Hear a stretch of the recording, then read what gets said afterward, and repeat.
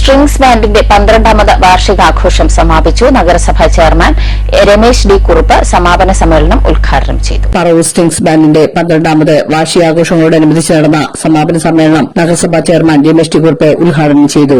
ഈ കരോക്കെ ഗാനത്തിന് ഒരു വിപ്ലവം സൃഷ്ടിച്ച ഒരാളാണ്. കാരണം പുള്ളിയുടെ ശിഷ്യന്മാർ പലരും വേറെ ക്ലാസ്സൊക്കെ തുടങ്ങിയിട്ടുണ്ട്.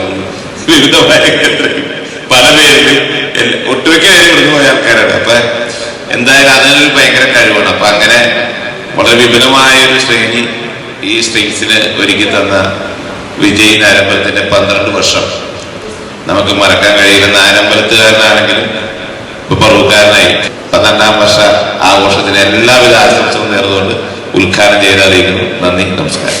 Strings band secretary Vatsala Prasannakumar അധ്യക്ഷത വഹിച്ചു. സീനിയർ ആർട്ടിസ്റ്റ് വിനോദ് കടാമംഗലം മുഖ്യ അതിഥിയായിരുന്നു. നഗരസഭാ പ്രതിപക്ഷ നേതാവ് C A Rajeev, ward councillor C V Sreejith, നഗരസഭ മുൻ കൌൺസിലർ എസ് ശ്രീകുമാരി, ഗായകൻ O U Basheer, V K Nisar, Smitha Sreejith, Vijay Nayambalam, M J Raju എന്നിവർ സംസാരിച്ചു. തുടർന്ന് കൈകൊട്ടുകളിയും ഉണ്ടായിരുന്നു. A C V news north Paravur.